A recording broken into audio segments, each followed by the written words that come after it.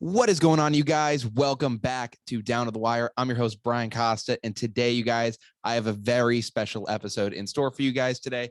I'm really excited to talk about everything that's been going on in the sports world this past week. And to do so, I'm so glad to introduce the guest I have on the show today. Unfortunately, Tyler Stringfellow is out along with Tyler Tucker, so I ended up going and getting a really good guest, you guys. Personal family friend of mine. Love this guy to death. Amazing sports knowledge from him. So without any further ado, let me just get into the swing of it and welcome into the show my special guest tonight, Chris Marden. Chris, how are you doing tonight, man? Doing well, Bryce. Thanks for having me on your show. Big fan. I tune into Down to the Wire. Got you on my Instagram feed, so good stuff. I will say you probably are one of my more loyal listeners, so I thank you so much for coming on tonight. It's a blast. Absolutely. Yeah. So first of all, Chris, the main thing I want to talk to you tonight about is I want to talk about the Boston Red Sox and an interesting development that has basically just become, pretty prevalent as of today. And that's the fact that Red Sox principal owner John Henry and company, along with Fenway Sports Group, they're currently in a deal right now to purchase the Pittsburgh Penguins hockey team as a part of a very lucrative contract from what I'm hearing. Apparently, they might be able to purchase this team for $900 million, and they're going to see a lot of potential returns for it. But I'm going to be honest with you, man. These decisions by Fenway Sports Group, while yes, it's most likely going to be an amazing deal for these guys, you kind of, as a Boston sports fan, you kind of feel like you're getting screwed over. I mean, first of all, they let LeBron in, and he has like a major stake in the company now, and now they're letting in, and now they're end up purchasing this, like basically a rival hockey team of the Boston Bruins. I mean, I'll let you kind of start off with it first, but how do you feel about this? I guess kind of two opinions. One from a business standpoint, John Henry, being the multimillionaire, billionaire that he is. Yeah. The rich get richer, and oh, yeah. in order to make money, you got to spend money. So it's an investment that's only gonna further his lifestyle, and I get it. I get it. Pittsburgh Penguins is a heck of a hockey team. We've seen it with our lives. The Bruins been playing them in the playoffs, from what it seems, with Sidney Crosby and Evangie Malkin, or however you pronounce his first name.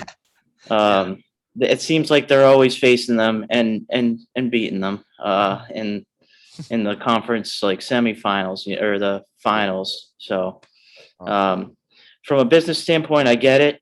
I do. Like they are a rival too, so I do view them as a hockey rival with the Bruins. But I guess I gotta support Henry in wanting to further his riches. I mean, listen, I don't know if I necessarily want to support Henry in furthering his riches. I mean, listen, as a business decision, this is an incredible decision on Henry's part. I have nothing but, respect for a guy that is trying to further his lifestyle and can do so. I mean, listen, I'm going to let the guy live. I'm not saying he can't go out there and get these and, make his money and do what he does. However, I don't know when it comes to, purchasing a team that is a direct rival, essentially, of another Boston sports franchise. Listen, the Penguins aren't to the Bruins as to what the Canadians are, but they kind of have a hot rivalry between them. At least during this new millennium, they've had, they're back and forth with one another. And listen, I don't know necessarily how I feel about this in general, because say the Bruins and the Penguins end up meeting up and you see John Henry up in the luxury box. I mean, I don't know how I'm going to really feel about that when he's celebrating a Sidney Crosby game winner against us. Yeah. I mean, he also has an incredible stake in NESN, as they're the direct TV partners with the Red Sox. So I'm wondering I really am wondering, how that is going to affect the Bruins and things like that moving forward. Another thing I'm interested in too is, they had to spend from what I'm seeing is $900 million in order to purchase the Penguins, which is crazy. I mean, these guys just have money to burn, obviously, but it's just insane when you actually just think of the numbers in general. But when it comes down to it, it makes you kind of wonder where the investments and where the vested interests of the team are. Because, over the past couple off seasons for some of Henry's other premier franchises, mainly the Red Sox. I know he also has a stake in Liverpool, but mainly with the Red Sox, they haven't spent a lot these past couple off seasons. They've, they brought in Chaim Bloom, who obviously isn't the spending type, but they decided to go against, going out and getting these big free agent names, and instead decided to play a bit, and instead decided to go with a bit more of a money ball approach. So I'm a little bit apprehensive because, I mean, listen, like, you can go out there and get, and, spend your money and do what you got to do. But when it looks like it's actually starting to affect the franchises that you already own, it makes me question, where you're kind of at. Yeah, no, I mean, I definitely, you could think of different conspiracies that go down behind closed doors, but I think like at the end of the day, MLB is its own separate entity compared to the NHL. I mean, absolutely. LeBron getting tied up with Boston. I don't like LeBron. I'm not a LeBron guy. I know it's kind of like you take your pro side LeBron or your anti LeBron. Yeah, I just think there's no one. LeBron, he's a great ball player, no doubt about that. But and I don't blame him for getting tied up in the Boston Red Sox. What a great team to be affiliated with. But Pittsburgh's an established sports city. They wave that terrible towel. The Pirates, they stink. But there's no hope for the Pittsburgh Pirates. Yeah, there's no way the Pittsburgh Pirates will ever be a threat in the near future to us. But I just think the Penguins and the Red Sox, I mean, they're completely separate. And if there's some sort of deal where, like, I don't know, a Pittsburgh, like, big guy with like in Pittsburgh farm program, like, or Boston farm program goes over to the Pittsburgh Pirates, then I'm like, okay, like something's going on maybe. But until that happens, I don't blame the business decision at all. The rich, they buy real estate, they buy sports teams. I mean, Derek Jeter gets involved with the Miami Marlins. Michael Jordan's got the Charlotte Bobcats. Or the Charlotte Hornets now, yeah. Charlotte Hornets, yeah. But I can't. I'm not hating on the decision. It just feels wrong. I don't know about you. It just feels wrong that like the owner of the Penguins is now going to also reside in Fenway Park. And I know at the end of the day, it is all a business, and there is they are able to separate themselves from it. But I don't know. I feel like at least I feel like with the Red Sox, Henry's gotten pretty stagnant over the past couple of years. Listen, and probably deservedly so. He's won 4 championships during his tenure as owner with the Red Sox, which for anything before that is just a miracle. The fact that he's been able to have as much success as he's had, because we were in the 86-year drought up until we won it in 2004. We had little luck during the previous ownership, just for lack of better funds and different things like that. And Henry's been able to come in and create 4 insanely great, memorable teams. Obviously, the 2013 team was kind of created as a means of a fluke, and there wasn't as much money poured into them.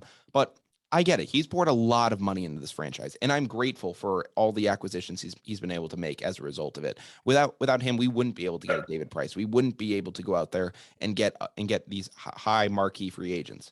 But at the end of the day, your goal still is to win. And as a Boston sports fan, I still do want to see that winning. I know for him, he could be content with what he sees. And as long as you have a competitor, that's also going to drive money as well. I get that. I know that a team competing for a championship is going to be just as lucrative as a team winning one. At least in a lot of cases, I get that that's, a reality. But personally, I want to see guys keep on going for it. And it makes me nervous just because, if your interests are, kind of elsewhere, it makes me just wonder, how involved are you really going to be with this franchise? Right. Yeah. I think he's made, I mean, there's good decisions he's made and bad decisions throughout his tenure here, but, he's done the majority of it great. 04, 07, 13, 18, some of the people he's brought in, from Theo Epstein to the current GM we got now, who, at first when they went 0-3 against the Baltimore Orioles, we were like, oh, dang, the Red Sox are going to have a rough year. But my thoughts exactly. They surprised us, and I still think they could have been a stronger contender versus the Atlanta Braves. Yeah. And, I just want to throw it out there that Yordan Alvarez, who absolutely smoked us in the ALCS, goes and chokes in the World Series. So that it's just like, that's teams get hot, teams get cold, and Yeah, absolutely. you know, I mean, the Red. you bring up a good point though with us having a shot against the Braves. I think that we could have had a shot against the Braves too, especially with the way that series went. I mean, it was Houston had to battle and they ended up losing the series. So, you know, the way Houston absolutely rolled over us, it's possible that if we say we had made it to the World Series, it could have ended up like how the Philadelphia Eagles, ended up taking down the Patriots in the Super Bowl, where, they were the underdog team that year, but they just were riding on that high and were able to take it all the way.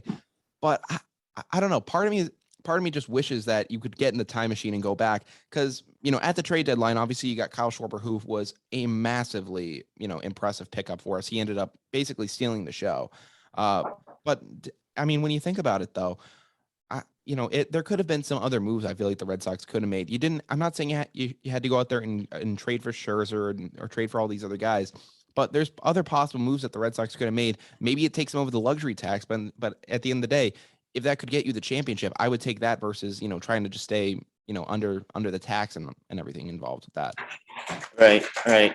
I think, the AL East being the situation it is now with, the Rays, Sox, Blue Jays, Yankees, all dominant teams in any other division in the American League, or in the National League, with exception to the Dodgers and Giants. Yeah. It's going to be tough, and whoever comes out of that division can go deep in the playoffs. So Absolutely. we got some guys returning next year. I'm optimistic. Anything can happen. Baseball is a streaky game. You can win the first half of the season and then blow it and then get hot at the end of the season like the Sox did and go in, take out the Yankees, take out the Rays, and anything can happen. So I love the Sox. I think their future is solid for the next, couple of years, but it's going to be tough. Yeah. I mean, listen, I have faith in the Red Sox too. I think that they are going to bring back some key pieces, and I think that Heim will be able to maybe have some magic again this offseason and bring in some guys that we're not expecting, and can maybe find another diamond in the rough. I'm not saying that's impossible, and maybe we do go out and we actually make a splash of some sort and get some guy in the bullpen.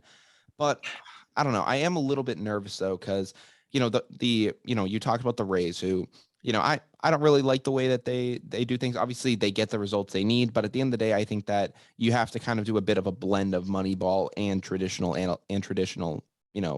ways of running a baseball team in order to be successful in the modern MLB. I think finding that perfect blend is how you do it. I don't think you can go one way or the other anymore.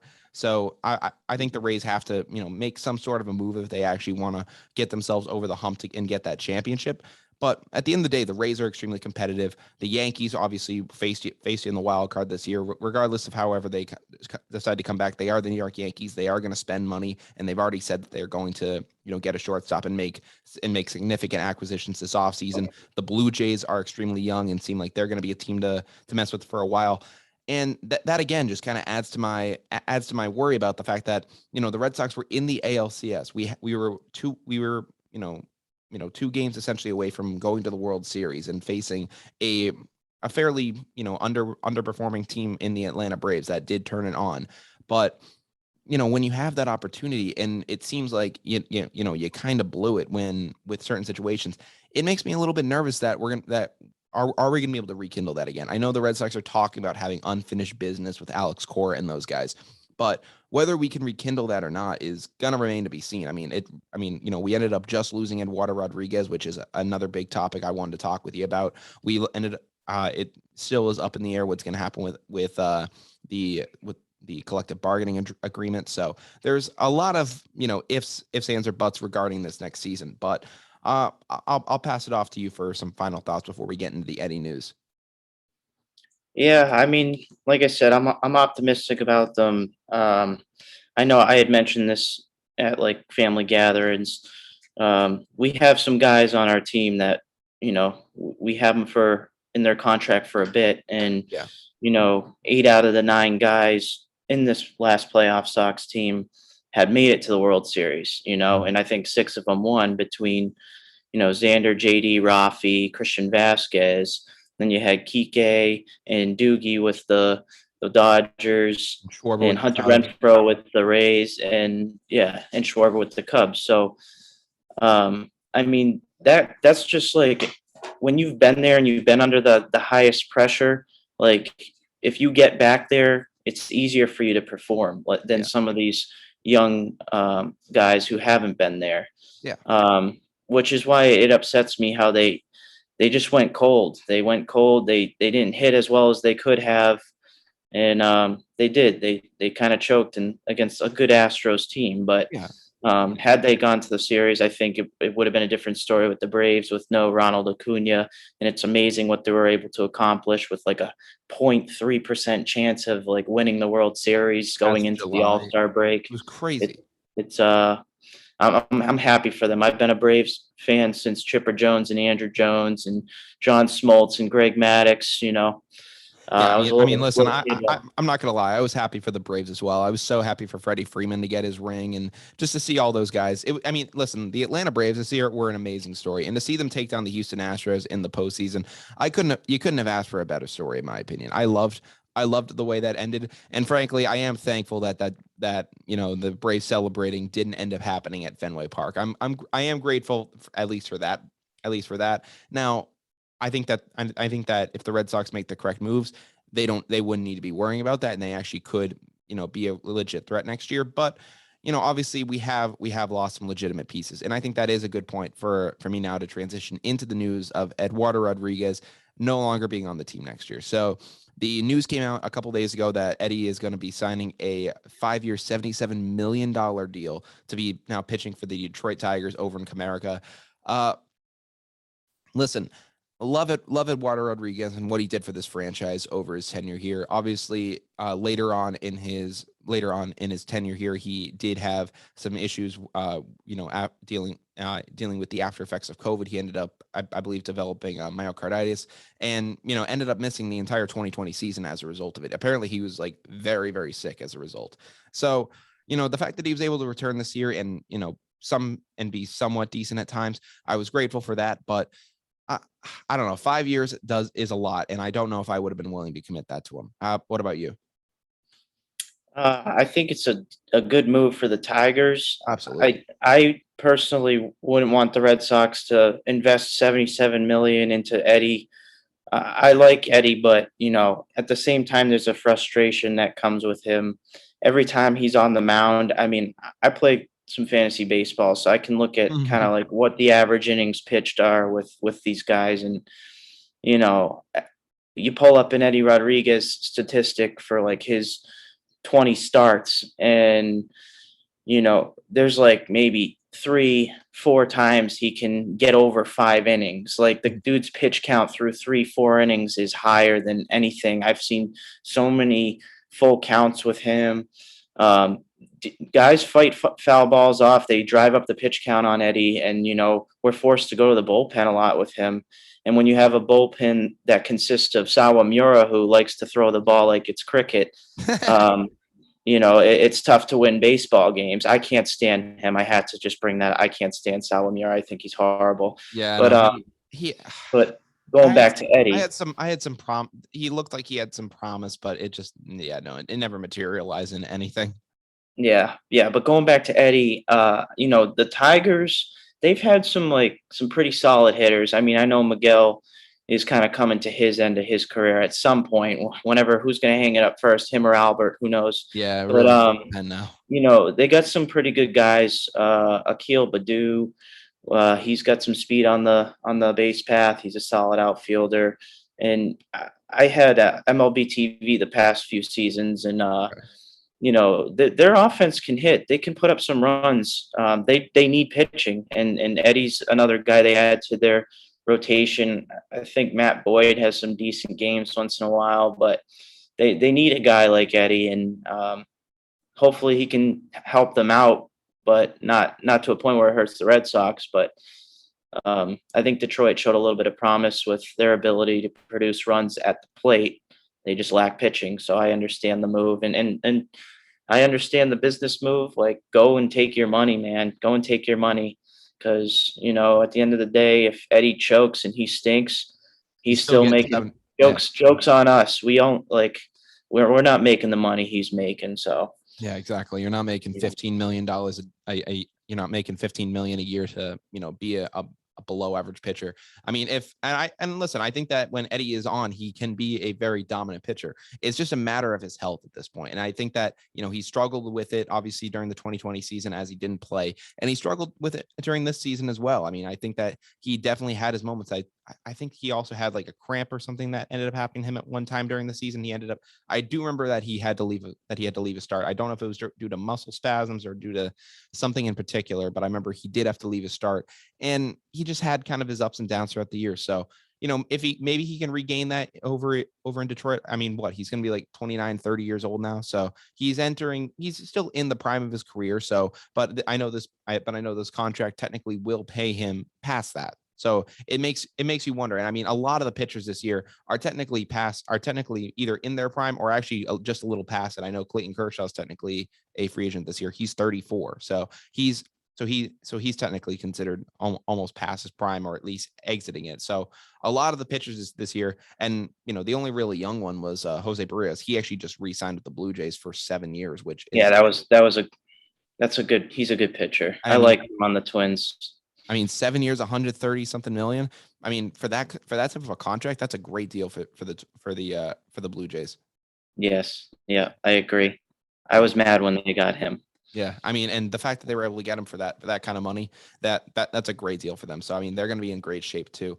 But with his departure, there's now going to be a lot of questions at least with Eddie's departure. Rather, there's going to be some real questions as to what the Red Sox do from here on out. A lot of people are thinking it's just going to be kind of a plug and place, as the Red Sox have done over the past couple of years. They're thinking Tanner Houck could really elevate himself and get into the rotation more. For more innings this not this semester. I'm sorry, I'm in school mode. But for this for this next season, as he'll try to get some more innings. A lot of people are also looking at Garrett Whitlock, who was coming. This was his first season off Tommy John, so they were getting him. So a lot of people were saying that he has the potential to be a starter, but they were putting him in the bullpen. Obviously, I love Whitlock and what he was able to do for us this year in the short stints that he came out. And another guy that people are looking at is Nick Pavetta. Obviously, had that amazing inning for us. And those amazing, what was it, like 4 or 5 innings that he ended up pitching in the in the Rays series. I mean, he has some potential as well. So there are a lot of pieces that the Red Sox are going to do there. In my opinion, I think the Red Sox are going to do that for the rotation. And when it comes to the bullpen, I think that's where they're actually going to try to get guys from outside the system. I would really love the Red Sox to maybe get a guy like Kendall Graveman, who, was just on the Astros and, really kind of handed it to us this series. It'd be great if we could go get a guy like that. I know Joe Kelly is available. I don't know whether you really want to bring him back into the fold or not, but those are some names that you could try to get to, rebuild that bullpen. And I think that's kind of the way you have to go with it. Yeah. No, I honestly, I love Pavetta. I think his intensity, he gets super into the game. He's young. He wants to prove himself. I think like guys that have that intensity, like I like them already, and I see so much potential in him, and he's had some great games. Tanner Huak or I always pronounce his name a little funny, but honestly, I got a friend who pitched for Franklin Pierce and won nationals with them years ago, and we talk about he loves talking about pitchers. His name is Brendan O'Rourke, and he was like their number 2 guy that year. And Brendan likes to break down pitching and stuff, and he made a point that Tanner's kind of like, and this is kind of bold because it's early in his career, but he's a lanky guy similar to Chris Sale, a little more built, and he's a right-hander, but his slider is good as long as he doesn't hang it over the plate like he did in the ALCS and gave up home run in Houston. But he's got some pretty good off-speed stuff, like his velocity is there. So I think, that kid's got some potential too. And both these guys saw some deep playoff runs this year. Whitlock, had a great ERA with the Sox as a reliever. He's probably one of the only ones I felt comfortable coming into the game. Yeah, that was pretty much me. With Whitlock was the only guy I actually felt comfortable with. Other than outside of him, I really didn't have a ton of faith. So maybe, Whitlock might not be a terrible guy to maybe elevate to a setup man or closer role. So I wouldn't mind keeping him in the bullpen because of the tremendous success that he's had there. And personally, I think that Houck would be a great guy to add to the rotation. Now, I know he dealt with some injuries throughout the year, and I know Boston was sending him back and forth between Boston and Worcester. I think more as an attempt to kind of negate the arbitration troubles that he was having with his contract to avoid having to deal with that, and I think get more years. I think if you keep a guy down for a certain number of games, or at least past a certain date, without injuries on your roster, you can essentially get another year on their contract and another year of control. It's actually what the Chicago Cubs ended up doing with Chris Bryant when they wanted to have him make his debut. I think they needed to keep him down past, I think, like either April or May 15th in order for them to get another year of control. So, it's a common thing that happens. Hopefully they are able to just use him more out of the gate this next year, which would be really great to see. I mean, I love what Houck does. The comparison that you had of him being, or at least your friend had of him being, to a righty Chris Sale, that's actually a fairly common comparison, especially when they've actually done breakdowns of Houck versus Sale's delivery. And when you actually compare them and actually mirror them on top of each other and layer them, they're almost identical. Like, it's actually scary how similar they look. Yeah, yeah. I mean, if he grew to be as good as Chris did, then that would be something. But that would definitely carry us deep into the playoffs, no doubt. Yeah, I mean, Chris Sale, though, in general, that's kind of another interesting point. I mean, he obviously was coming off Tommy John surgery, hadn't pitched since 2019. I mean, he ended up opting for Tommy John surgery in, basically during as soon as COVID hit. He ended up saying, all right, I'm going to get Tommy John. And a lot of people thought, oh, we're going to lose him for this whole season. Turned out we only lost him for 60 games, which, in reality wasn't the worst thing in the world, but it did take him a good portion into this season to come back as well. He's a lanky guy. He kind of looks like, he's barely like 70 pounds soaking wet. So, well, I was nervous as to how he was going to come back. And in short spurts, he looked good. I'm not going to lie about that. He did look good, but I think that Red Sox were hesitant to stretch him out and actually, give him some legitimate innings. And I'm nervous as to how he's going to handle this next season. I'll pass it off to you, but I am nervous to see how he's going to really be able to come back from this injury. I think a lot of it has to do with, how he approaches the off season. Some guys are workhorses in the off season and some get lazy. I mean, Yeah. he's won his title. He's proved he's, a Hall of Fame pitcher. But, it depends on how much he wants to keep going. I mean, if he gets lazy in the off season and doesn't do the workouts, then he'll definitely struggle a bit and he'll get hit. But, these young guys come up with good bat speed. If his velocity drops, he's going to have to rely a lot on his off speed stuff and his precision with his fastball. Yeah. Rather than beating him with the 99 mile per hour, 100 miles per hour that we've seen him do before. So yeah. I guess it all depends on how much he wants it at this point. And I agree with you there. I mean, with him, he's almost become a two-pitch pitcher at this point. He hasn't really thrown his changeup nearly as much as he used to. So essentially, it is just that fastball and the slider. So velocity is going to depend a lot on that. If he can actually get the fastball back up, even close to where it was at, I think that you can consider yourself in a good spot. But if it's barely struggling to touch like 92, then you're in Zach Greinke. Yeah, no, exactly. If with him, you actually need to kind of Zach Greinke him a little bit and give him more pitches to deal with. Because if he's just fastball and slider, listen, that fastball, the fastball obviously when it's on was incredible, and that slider, actually turned Manny Machado into a literal letter. So when it's on, it's amazing, but it's just a matter of getting it there. Right. Yeah, no, I mean, I hope he hits the weight room. He does his band exercises, whatever the pitchers do. I know he has to do. Yeah, I know pitchers, they do a lot of leg workouts and core workouts because they drive with their foot and that helps with their mechanics and whatnot. But whatever he needs to do to to maximize and optimize his performance moving forward. I hope he gets it done. And if he doesn't, I'm grateful for what he did for our team. So Yeah, exactly. Absolutely. I will be grateful for Chris Sale for all he did for the Red Sox. I mean, you can't not be grateful for what he did. He was so instrumental in what he did for us. And, being able to battle through so much, I have nothing but the utmost respect for him. I just hope that he's able to get as healthy as he can. And it's not the situation where you see a guy that has so much potential, just have it all ruined by injuries. right. Mhm. And before we do end up transitioning out of MLB news, something that was interesting with the Eddie deal that I think could could spark some major headlines down the way, and I found to be kind of funny, is that Eduardo Rodriguez may have a teammate that he kind of had some drama with this past postseason, and that teammate obviously is Carlos Correa. There are a lot of people tying him to going to the Detroit Tigers. A lot of people think that his time as a Houston Astro is done. I believe, he's almost come out and basically said it at this point that he's not coming back to the Houston Astros.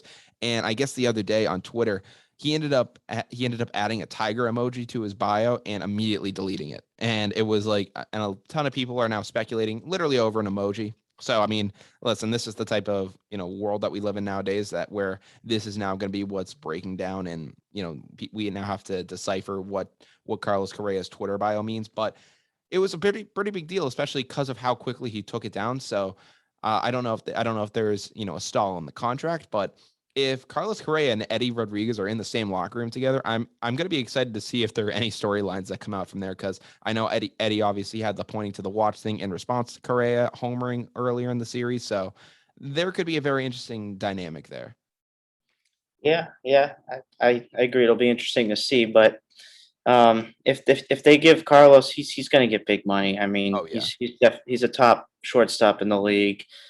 He's proven it with his defense and his bat. So, if he goes to Detroit, I think they'll hash it out. I mean, if I was the coach of the Detroit Tigers and I had two guys that had beef, I'd say, all right, guys, your beef ends here. We're going to squash it. You're getting paid tons of money. Like, let's go out and perform, put it behind you because I you're mean, teammates now, I wonder though if the coach will take one side or the other, because the coach currently of the Detroit Tigers is AJ Hinch, the former, now kind of, now he's been, kind of put into that box of being a cheater that he was with Houston, but he was the Houston Astros head coach, and that's, I think, a big reason as to why people have Correa in interest in going there. So I don't know if it could end up being a situation where Hinch could possibly favor Correa if any drama breaks out, and I don't know how that would affect Eddie, especially because I know he can be kind of a fiery guy himself. I know he's known to let emotions kind of run high with him, and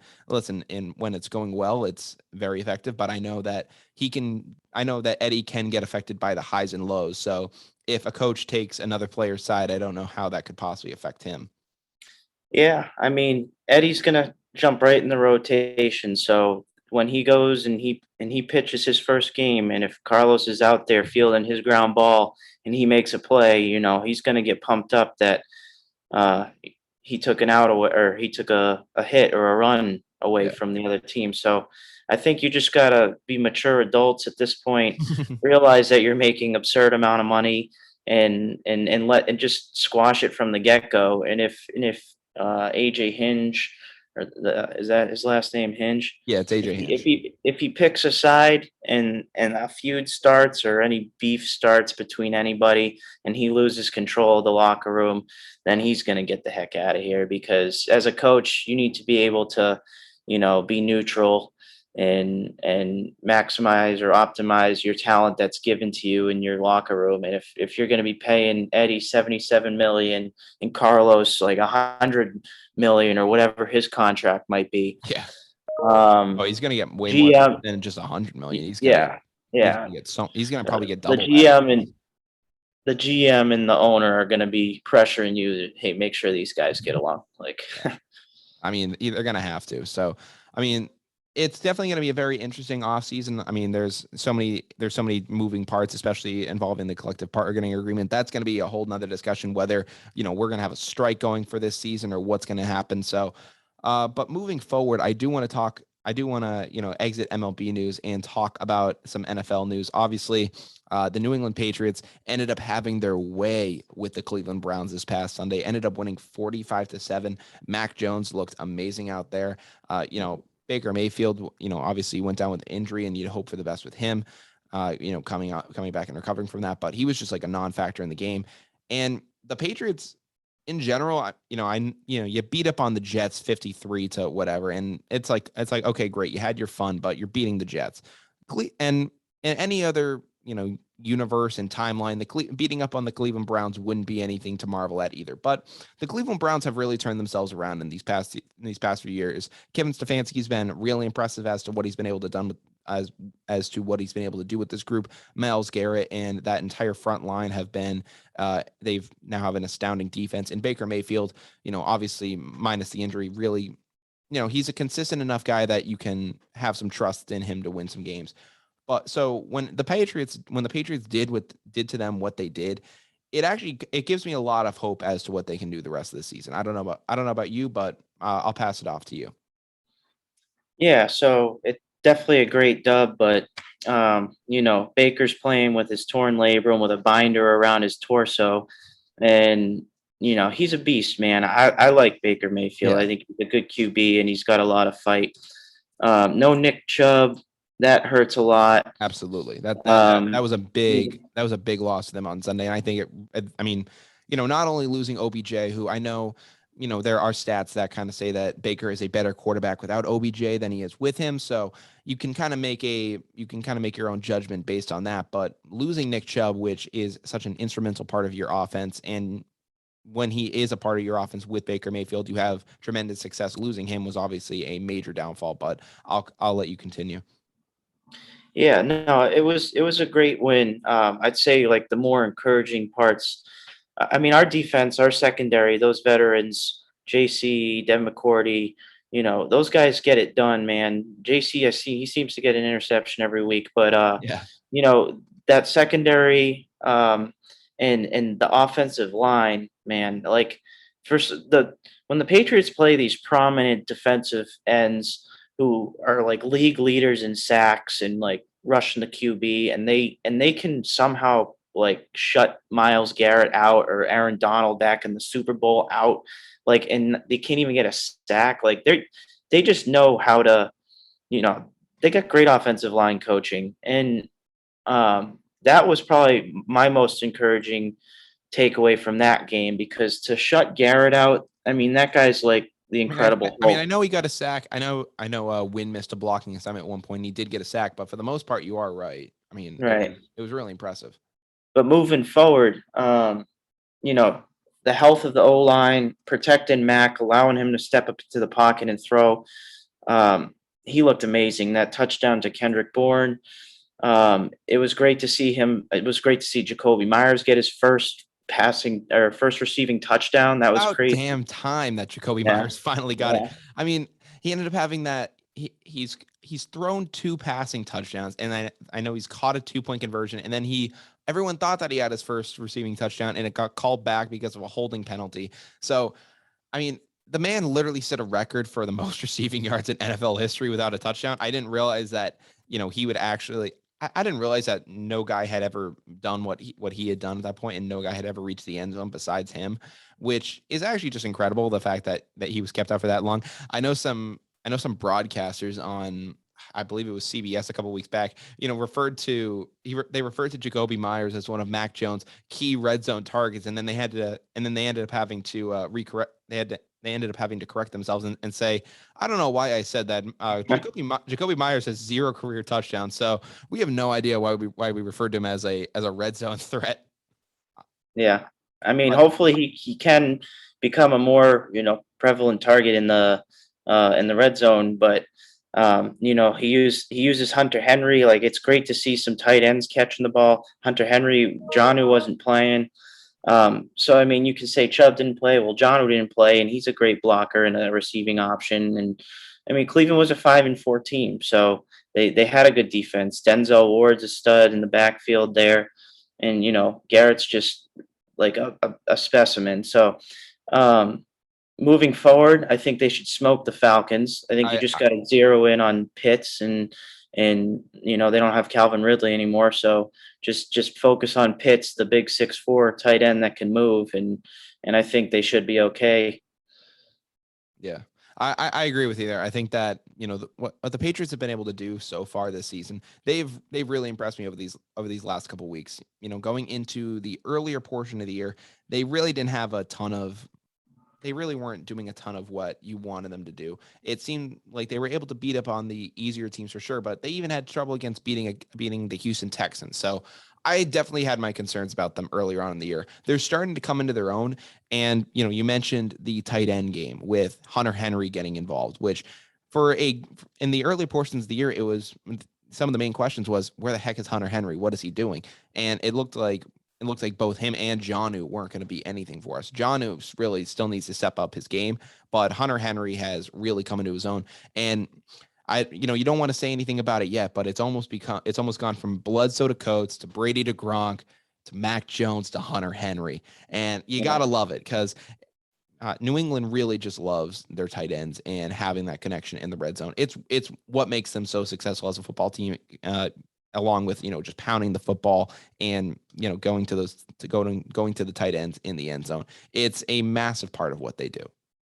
Right. I think people forget that when Hunter Henry was on the Chargers, like it was Antonio Gates way out, like this guy was supposed to be the next, like the protege here. Like, okay, Antonio Gates, so you retire, we're gonna have Hunter Henry, and then he went down with his injury. Some people, they battle back from their injuries, and I think he's one of them. Look at AP, he tore his ACL, he came back, he still ran like a king. So I mean, it's some people, they get hurt, like RG3, who was running like Lamar Jackson in his first season, and then he gets hurt and then he stinks. Yeah, So other people recover and and they become great. So I'm hoping that is the case for Hunter. And I think this football team could be a lot better than 6-4. Like I'm sorry, yeah, 6-4. I think it could be 8-2. Like we could have beaten the Dolphins. There's 3 separate games, and I can't remember the specifics, but I think it's 3 separate games. The Dolphins, the Cowboys, and the Buccaneers. I think there were turnovers in the red zone in all 3 of those games.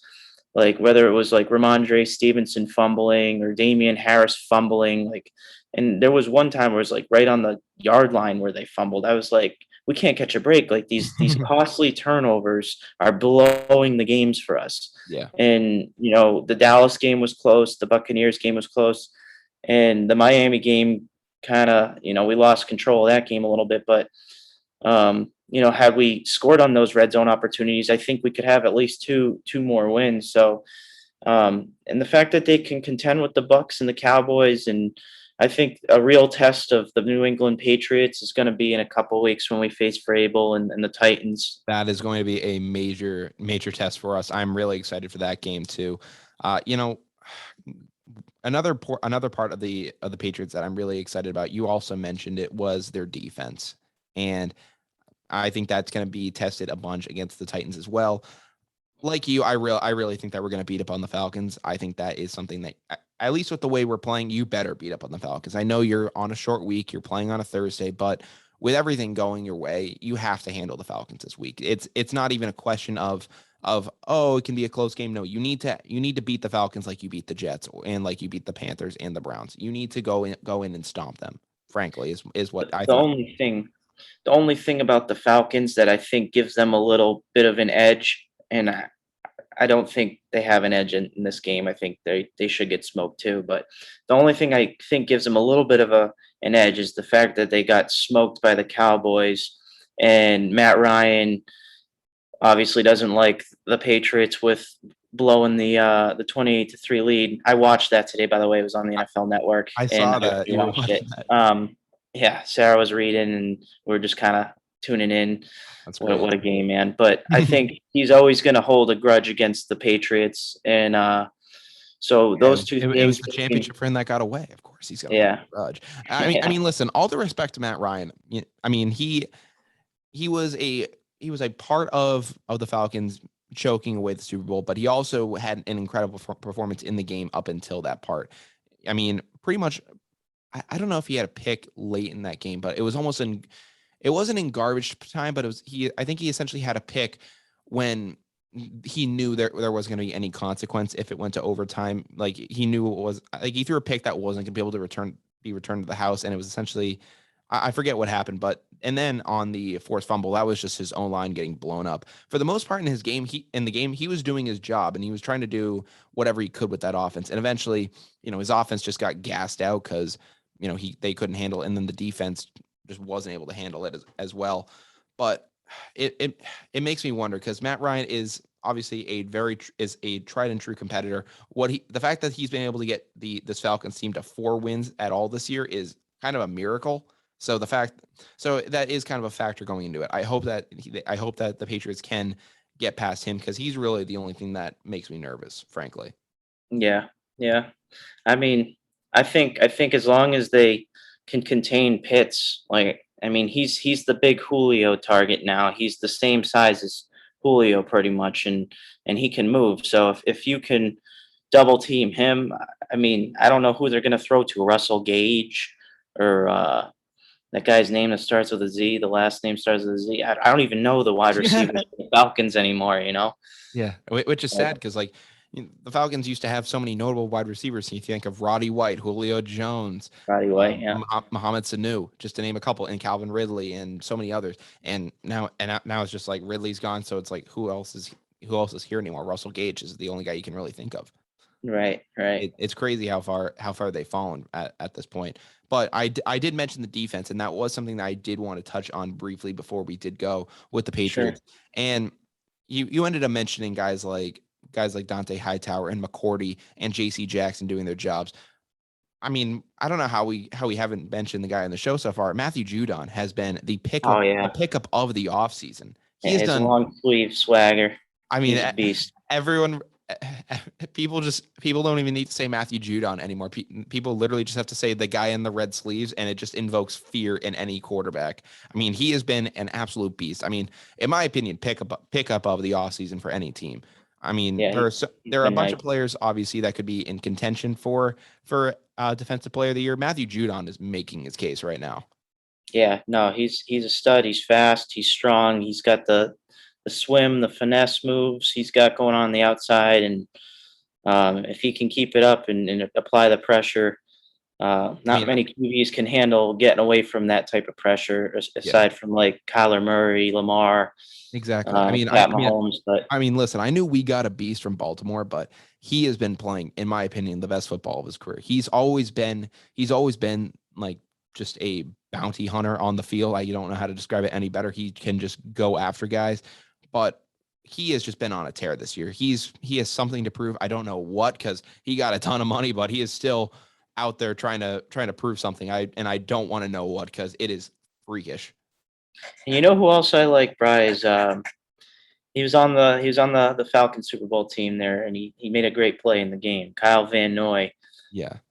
He's on the Pats. He had some success with us. Went to the Lions, right? With Patricia. Did he go to the Lions? He didn't go to the Lions, and then no, he started with the Lions. He went to the Dolphins. Yeah. You're thinking of Jamie Collins, who went to the Lions. Yeah. So, we take some of these guys back that don't necessarily work out for other teams, and then they come right back into the lineup, and Bill gets the most out of them that he can. So, I think, he's got connection with some of the former teammates of his too already, and it's all a chemistry thing. Mm-hmm. If these guys can play well together, then they're gonna perform. You can have a great team on paper, like going back to Odell, like we thought he's the best wide receiver, and then with the Browns he doesn't do anything, and now he's with the Rams. We'll see what happens. He only got 18 yards in his Monday night game. I do want to put out a theory with Odell. So I think LA is the perfect place for him to thrive with his diva mindset. Robert Woods. I have a very similar opinion. Yeah, Robert Woods he tore his ACL, right? Yeah. So him going down, he's got to fill in. I don't think he's necessarily Robert Woods, but he has shown explosiveness and and crazy athleticism. So, and I follow Odell. His athleticism isn't the only thing that's crazy, just to be frank. Right. And I follow a lot of these guys, these athletes, to see what they do off the field and like how they train and stuff. And he's hungry. Like he's not that old. So I mean, Odell, we'll see what he can form chemistry. He has to learn the playbook.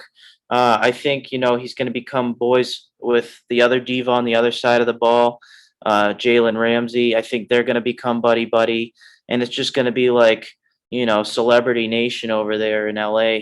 But I mean, they're literally Super Bowl or bust at this point. If they go out in the first round and they actually fall, or they fall, they're not going to fall short of the playoffs. Obviously, I'm not saying that, but if they fall short of their goal, which I'd say if you can't even get to the NFC Championship game, which I mean, if you're the Rams, you better get yourself to the NFC Championship game. But if you can't even get that far, then I think the general manager and their whole operation is going to have to take a serious look at themselves. Yeah. I think the Packers will smoke them. Packers are nice, man, and Packers are nice. AJ Dillon's going to have to step up, but he's just like Saquon with the quads, man. He's got some big legs, so he's got some huge legs. AJ Dillon's ready to be like Eddie Lacy was when he was the top back, and just human bowling ball. Yeah. Well, no, you don't want the human bowling ball Eddie Lacy. You want the human battering ram. The one that can move. Yeah, not the other one. Not the one that was trying to become a defensive lineman basically towards the end of his tenure. You don't want that Eddie Lacy. Yeah, he got pretty heavy. Yeah, I think he actually did try to go out and decide to transition to defense, but it just didn't work out. Yeah. It was like when Kelvin Benjamin tried to come back as a tight end because he ate himself into becoming a tight end. Yeah. I thought that guy was going to be something on the Panthers, but different positions have different shelf lives, and running backs just drop off. Of course, you got guys like AP who just come out of nowhere, and now he's playing and like Frank Gore, who just keeps on chugging. But running backs, they don't last long. I mean, they fall off the face of the earth, and that's it. So we'll see. You brought up Frank Gore, and I wasn't planning on talking about this tonight, but something that was actually interesting about Frank Gore, and I'm glad you actually did bring this up. This was something I was planning to talk about a little bit later, but there are actually some reports with Frank Gore that he's actually going to be involved. I don't think he's officially announced his retirement, but no team has really taken a flyer on him at this point. So he's still looking to make some money. So apparently he's actually looking to join a celebrity. He's actually going to be doing some celebrity boxing this December.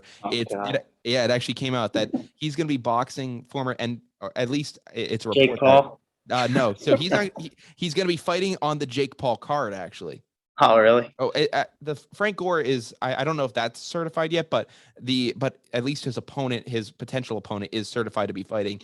And that's former NBA All-Star Darren Williams. So they're potentially going to be. They're going to fight? Yes. Darren Williams and Frank Gore are potentially going to have a boxing match between one another. That's an interesting matchup. I never would have thought. What do you think about those two fighting each other?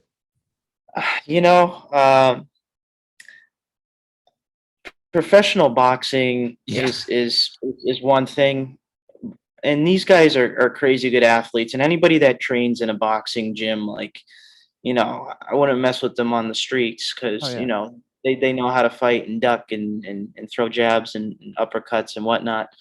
But they're athletes, and I'm sure if they train, they could probably beat your average boxer. But all these celebrity boxing matches, I mean, it's getting a lot of attention, and it's getting views. Like, it's definitely interesting. I'm not gonna lie. I bought the Logan Paul fight with Floyd Mayweather, and I wanted to see what would happen. But did you see the Ocho Cinco fight? I missed that one. That one. I know he got knocked out though. Yeah. Well, he did go down onto the canvas, but he did end up getting back up. I think he did finish all the rounds, but he got clocked at one point. Yeah. So, I mean, listen, a lot of these athletes, they can get into it for sure, but we also saw Nate Robinson get knocked out cold by Jake Paul. So, I mean, luckily they aren't facing off against Paul, which, I mean, listen, Paul, he has a nice right hook. I'm not gonna lie to him. I'm not gonna lie Yeah, to you. he's definitely a strong dude for He's sure. definitely strong, and listen, he has a nice overhead right. But I think if you actually face him off against a legit boxer, I think he would probably get his teeth knocked Yeah, in. put him against Ryan Garcia, see what happens. Oh my God, to be over. I mean, he's Yeah. facing off against Tommy Fury, which is Tyson's. I think it's like his half brother. So he's going to be facing off against him. So that'll be an interesting card to see what happens. But I did want to get your opinion on that because you did bring up Frank Gore. And listen, I got to go team Frank Gore here. I mean, no offense to Darren Williams, but the man couldn't help out. I don't know what happened to him. He got his bread with the Brooklyn Nets and then just fell apart. So, I don't know. He was on the Kings too, wasn't he? Maybe at some point. I Yeah, know. I used to beat him in 2K. Really? I used to be, yeah. And Deron wasn't my boy in 2K back in the day in high school. And I'm definitely team Frank Gore. Yeah, and isn't his son playing or close to playing in the NFL too? Close. I think he is. Yeah. So I mean, listen, I gotta go team Frank Gore. Hopefully he gets a knockout win and then decides to play for a contender. Hell, I don't know. Yeah. No, I would definitely. I mean, he's I gonna tune be in in. great I tune in shape. for it. I tune in for it. Oh, that makes it. I mean, whatever service I'm watching the Jake Paul fight on, it'll be a very interesting fight to watch. Yeah. That's all I can say. But Chris, I thank you so much for coming on. And I think it's officially time now to say that we are now down to the wire, which means that we're going to wrap up everything we talked about in this show and get you guys on your way. Obviously, welcome in special guest Chris Marden to the show. Chris, thank you so much for coming on, man. It was a blast to talk with you today. Yeah, my pleasure, Bri. I'm always down to chat sports. I love it. And anytime you'll have me, I'll hop on here. So That's appreciate great to know, it. man. Absolutely. So obviously today we ended up talking about John Henry and the Fenway Sports Group. I believe it's now official that they're going to be purchasing the Pittsburgh Penguins from Mario Lemieux and company for a total of about $900 million, which sounds like monopoly money just when you consider everything involved. I believe Lemieux is going to stay on with the ownership, but I believe one of the other key owners is going to now be out. We also talked about Eduardo Rodriguez signing a 5-year, $77 million deal, not a 55-year anything deal. Don't worry about that. But we discussed what was going to be going on with that deal, as well as future Red Sox free agency moves.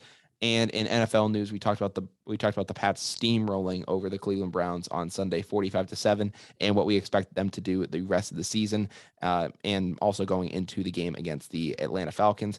And finally, in pop culture news, to end things off on a fun note, thanks to Chris kind of bringing up Frank Gore, I ended up deciding to talk about him potentially. Him now being involved in a boxing match with former NBA All-Star Darren Williams, December 18th, I believe is the date. Yes, it is, in Jake Paul's Tommy Fury undercard. So that'll obviously be a ton of fun to talk about. I'll probably get some of my boxing, some of my friends that are really boxing fans and love that on the show when that gets close. So that'll obviously be a lot of fun to talk about.